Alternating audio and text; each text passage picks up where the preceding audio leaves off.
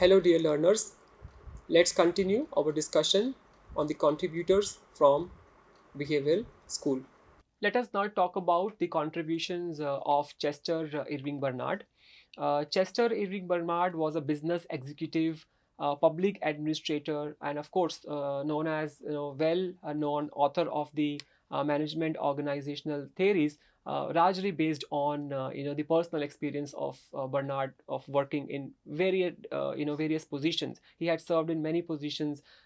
Started his career in 1909 at statistical department of AT&T, and of course, grown in the career and took promotions up to the level of president in New Jersey Bell Telephone Company in 1927. So Chester Bernard has also, through his experience, has contributed to the field of management and talked about some of the aspects related to the management of organizations. Let's look at the contributions by Chester Bernard. So major contributions to the field of management by Chester Bernard are the nature of cooperative systems, formal organizations theory and structure, acceptance of authority, and the function of the executive. So we'll look into the all these aspects one by one. Now, according to Bernard, effectiveness and efficiency in any cooperative system. Talked about effectiveness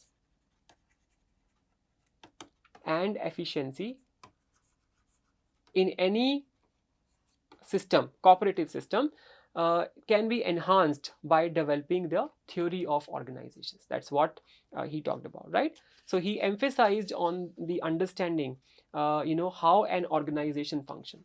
Organizational function he talks about. It says that the major function of the organization is how organization basically respond to the changes, in terms of making adjustment to the internal processes to ensure its survival, right?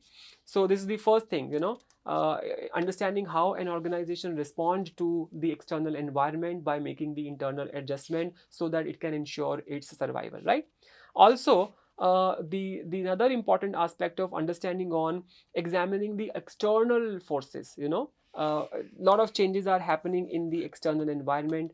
How organization they look to the changes happening in the external environment so that they can readjust their internal functioning to respond and to maintain that kind of equilibrium. So that's another important aspects of developing the theory of organization, right?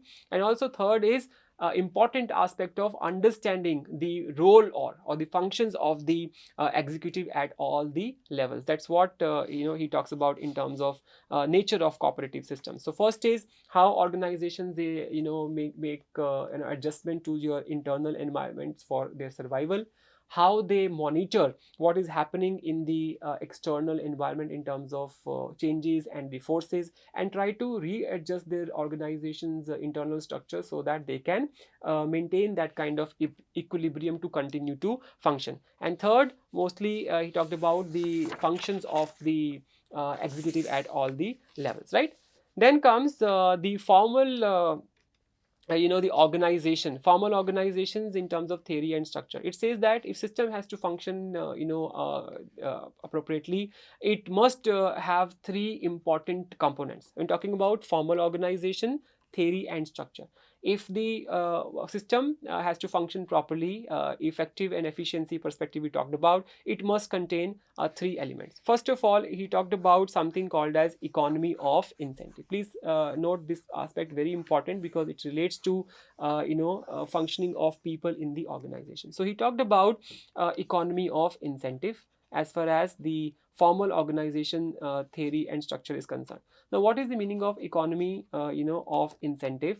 He talked about the organizations should have members who are first of all willing to indulge into the efforts, willing to contribute towards the organization, willing to participate in the organization.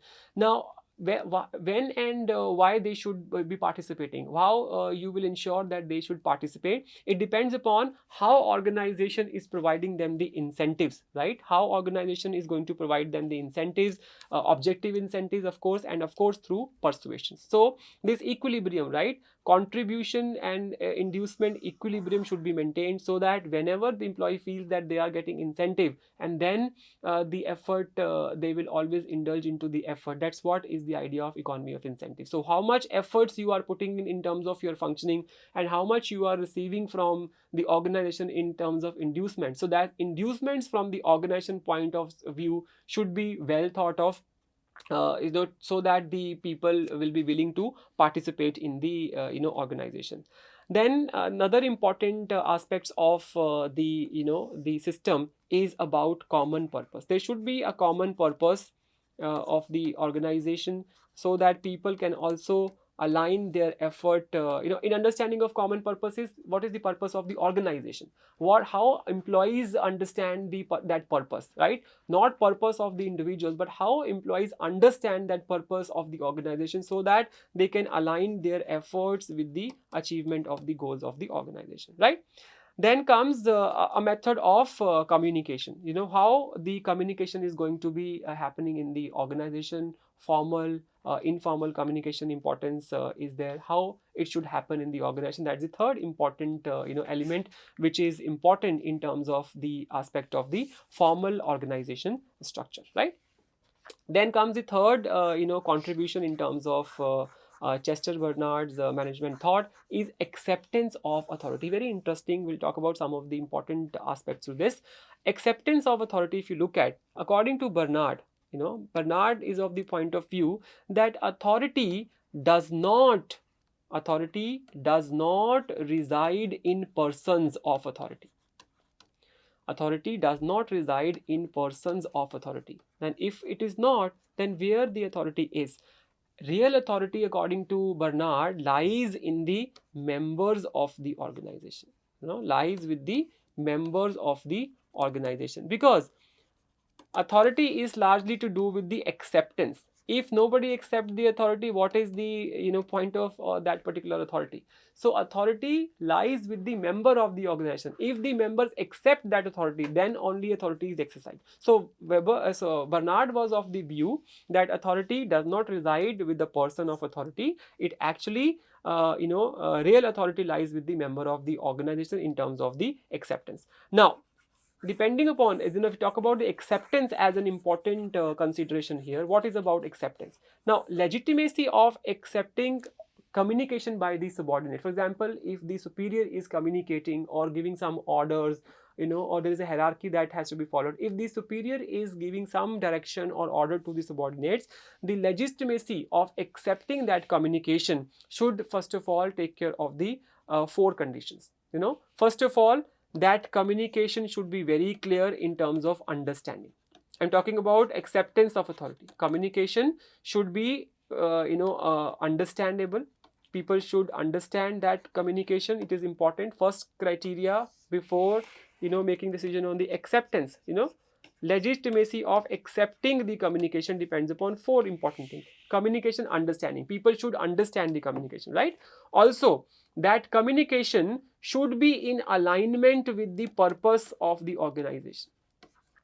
Meaning that any communication which is beyond, which is not in alignment with the purpose of communication, you will see lesser acceptance, right? That communication is important. That communication is in alignment with the purpose of the organization, and then we say that legitimacy of that communication will be more. If it is not aligned with the purpose of the organization, then the legitimacy will be less. So legitimacy of the communication depends upon first understanding of the communication. Second, it should be well aligned with the purpose of organization. Also, the communication should be compatible with people's personal interest. They should also see some kind of relevance with respect to the personal interest people have. So if that is there, we can say that the communication would be then will be accepted easily, right? And also, the people should have mental and physical ability to comply with the communication. right? Now, according to this particular view of the organization, according to this view is, we talk about the very important concept of, in terms of acceptance, the communication is called as zone of indifference. Very important, zone of indifference. Now, what is the meaning of zone of indifference in terms of accepting the communication? Now, if you see that we talked about just some of the important aspect with respect to legitimacy of the communication, understanding of the communication, it should be aligned with the purpose of the organization. People should have physical and mental capacities to to follow that communication, and they should also be aligned with the personal interest. Zone of indifference, let's try to understand. If the acceptance of authority or communication will depend upon this thing. Now, zone of difference can be narrow or it can be broad. Let's look at in terms of the burden that people or sacrifice people have to make in terms of accepting the authority or communication. If the burdens or sacrifice that the people have to make in terms of comply with the request or communication and authority, burden is much more, we'll say that the zone of difference is narrow zone of difference, right? But if in terms of burden and sacrifices is less in terms of how the communication is, the zone of indifference is broad. Now, also it depends upon another important aspect, a positional authority and authority of leadership. Authority of leadership. These are another important aspect in relation to acceptance of communication and zone of indifference. Positional authority means authority by the virtue of your position, right? Authority of leadership is more personal, authority, personal leadership, because you have expertise, you have knowledge, you have referent power, people really admire you, they respect you, right? So according to Bernard, people make use both of their positional authority and authority of leadership, right? But in terms of zone of indifference, if positional authority, in terms of somebody passing on communication and make use of authority, if positional authority comes along with authority of leadership, somebody has got positional authority because of position, but along with that, that person also enjoys the authority of leadership. People want to willingly follow the orders, so zone of difference will also be broad.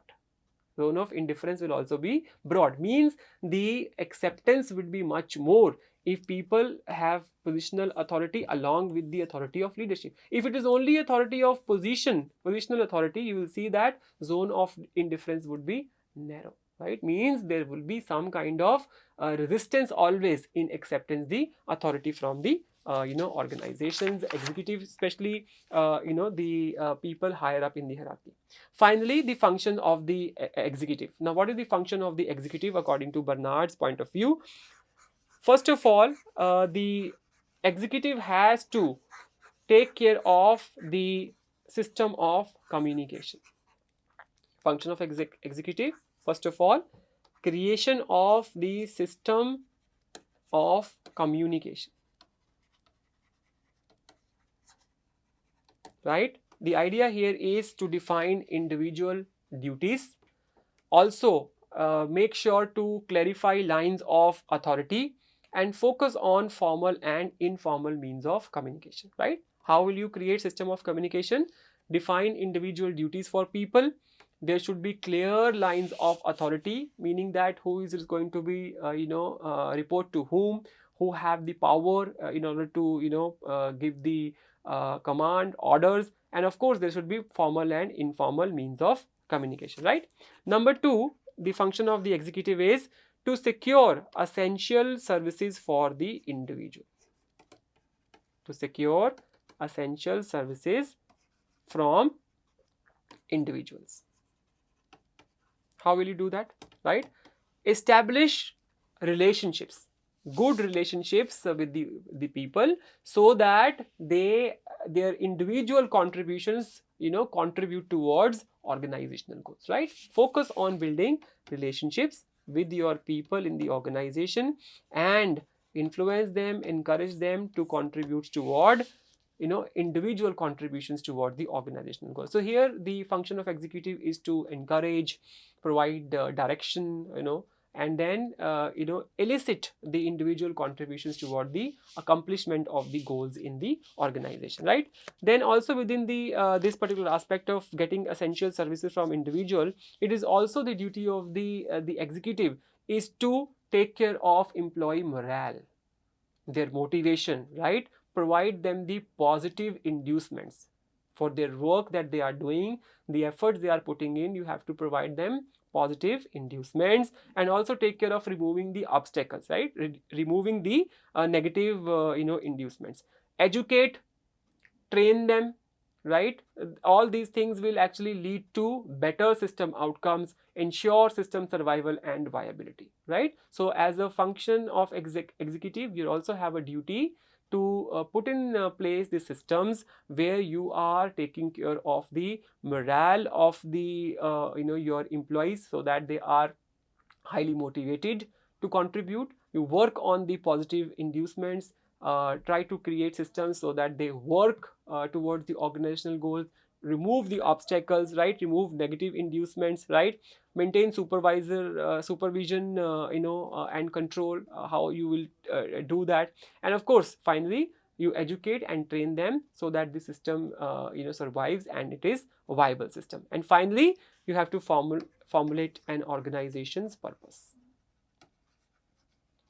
right? So these are the contributions of Chester Irving Bernard on nature of cooperative systems, formal organizations theory and structure, acceptance of authority, and the function of the executive. Then comes the contribution on decision making approach by Herbert Simon. Again, another important influencer in the behavioral approaches. According to Herbert Simon, and of course in terms of decision making choices, there is always the limits of rationality. Now when we talk about the decision making, considering the economic theory, we talk about economic man, they will always talk about maximizing the behavior. Economics, right? Efficiency. Economic man versus administrative man. That's what we are talking about. Now when administrator, they talk about decision making, they sometimes satisfies. What is the meaning? Best possible decisions within the constraint imposed by time, resources and cognitive capacity. For instance, if they are actually confronting a problem which require a solution, right? So what they will do is they will satisfy first solution that comes to them without even considering the alternative solutions which can perhaps better solve the problem will not be considered. So administrator satisfy because they are constrained by time, there are no resources, and also there are limits to their cognitive capacity. This aspect is being termed as bounded rationality, meaning that when the decisions are made, it is impossible for the administrator to have access to entire information on the basis of which the decision has to be made. Maybe it is because of the inavailability of the information, the resources that you require to make the decisions, you don't have a time, and there is no ability, and there is no team which is helping you to make that. A constraint can be anything, right? So when your decision making ability, or I will say decision making choices, are constrained by a number of factors, so your rationality is bounded. I would say that your decision making is bounded rational because you are constrained by your. Then also they talked about the differences between the program decisions and the non-program decisions. Now program decisions are the decision which we take because of the routine task. There are routine tasks which we are doing, sometime whatever kind of problems that we encounter routinely, and we usually frequently take decisions about these. We can say talked about the concept of frequency in terms of occurrence, and we know that these are the kind of problems, right? So in that case we have program decision, and in some of these cases there could be some kind of rules of thumbs which can be used by the lower level managers to actually decide what is to be done. Program decision, right? So simply, for example, on daily basis, manager sometimes has to make some kind of leave rules, right? Approval of the leaves. So it's the program decision on daily basis they have to make. So there is some kind of rule of thumb which can be followed. Depending upon what policy says, you have to approve that, right? On the other side, there could be some kind of non-program decisions which are unique, which we do not encounter daily basis. They are infrequent. So in this cases, what is happening is we need to decide how to solve a particular problem. These are unique. We are encountering these kind of programs the first time, and we have not have this kind of situation before. So we have to make the decisions depending upon the information that is available at the hand. So differences between programmed and non-programmed decisions. Moving on to the another contributor into the behavioral school, Abraham Maslow, very well known, for his contribution to the study of motivation, 1908 to 1970. He propounded the theory of human needs. According to Maslow, the motivated behavior among individuals is very interesting. Motivated behavior among individuals is a result of the experience of need deficiency. Okay, I'll give you a very simple example. When somebody is feeling hungry, what is need deficiency? I want food. Okay, this is the experience of need deficiency. Now, if I am actually experiencing this need deficiency, what I will do? I will search for food. So, for example, if we go home, we are hungry, we can find what is in the available at home. If we don't have money, we will find out the resources, how we can actually earn money to get ourselves food, right? So, this behavior is actually a result of experience of need deficiency. Okay, and according to Maslow, the motivated behavior among individuals is basically result of the experience of this need deficiency. Okay, very important. According to Maslow, the needs of the broad categories of needs can be defined into these 5 needs, and they are actually categorized and placed in the pyramidal form. At the base of the pyramid, there are physiological needs, followed by security needs, socialization needs, self-esteem, and self-actualization. And these needs are arranged in the hierarchy of prepotency, meaning that lower level needs must be satisfied before individual move up in the hierarchy. It's very important. For example, somebody who is experiencing the deficiency at physiological needs will not think about security needs or perhaps self-esteem needs. Okay, so lower level needs have to be satisfied to move up in the hierarchy, right? So once we are, for example, what are the physiological needs? They are basically the needs for our survival. We're talking about food, we talk about shelter, we talk about clothing, so many things are there, right? So when we are having this kind of experience deficiency, and we will first indulge into the behaviors which will get excess of these things to us, then we'll say our needs are satisfied, so we will move up in the hierarchy. So this follow what? Satisfaction progression rule or principle. We are getting satisfied from how we are going to satisfy our need, and we will progress up in the ladder. Security needs is about needs of job security, family security, security from the danger of diseases, so many things. Socialization is about affiliation, membership of the groups. You want people to affiliate you. Self-esteem needs are basically talking about the enjoyment of job titles, luxury, and related aspects. And finally, self-actualization, reaching up to the highest potential an individual can reach. Now, in case of public sector organization, it is said that these public sector employees, they are experiencing this need deficiency. They want to contribute in terms of the service because they say that this is the maximum potential they want to reach. I mean, it's not saying everybody, but research pointed out this thing, that the public sector employees, their self-actualization needs deficiency experience is more. Service orientation, contribution to the broader goals, right? Welfare of the community, doing good for the community, common good for people, right? These are the contribution of Abraham Maslow.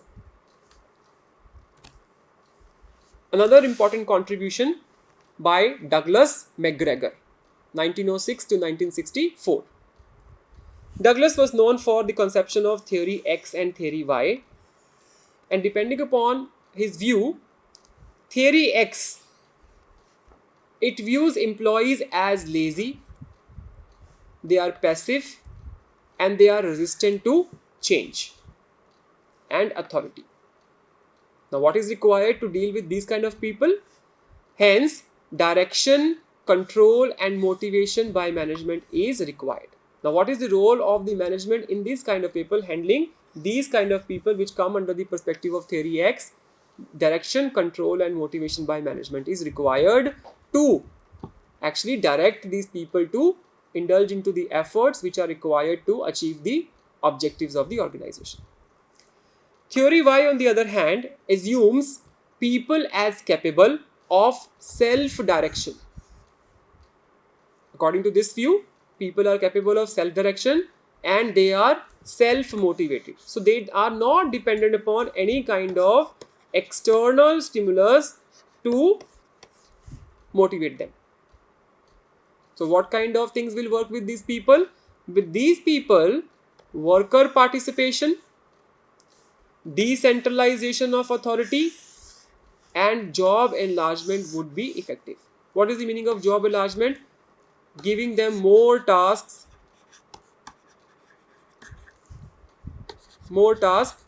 in which they will be interested. Okay, it's very important because these people are self-motivated, right? They are taking self-direction. So with these people, things like direction, control, and motivation by management will not work. If you try to control them, if you try to direct them, what will happen? Their morale will go down. Vice versa, these kind of practices will not work with theory X people because they ultimately will not work.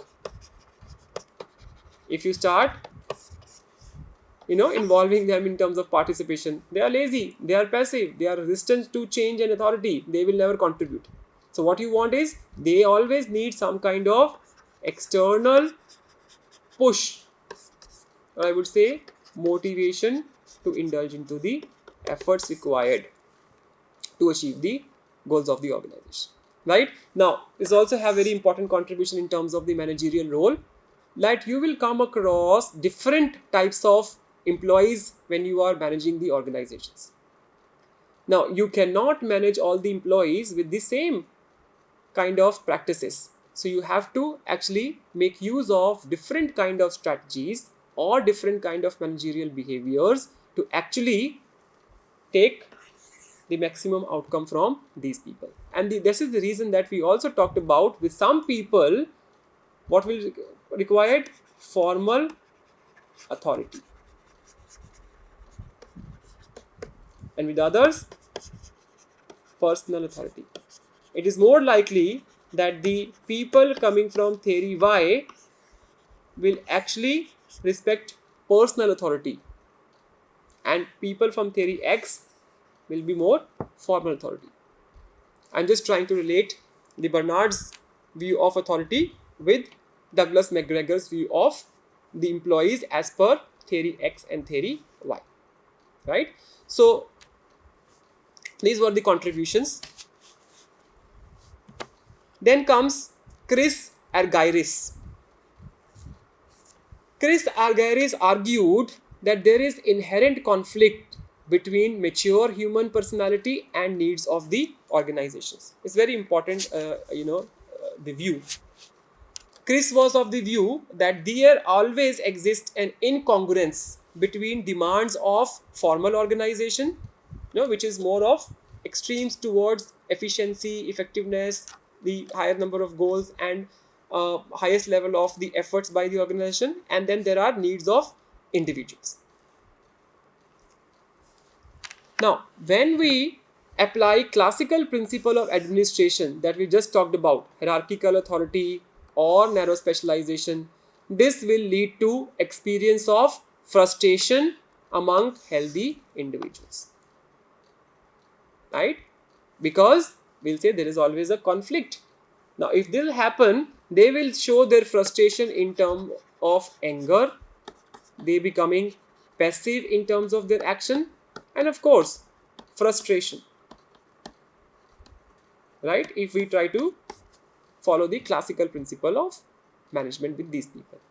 What Argyris suggested is we should go for participative leadership and job enlargement.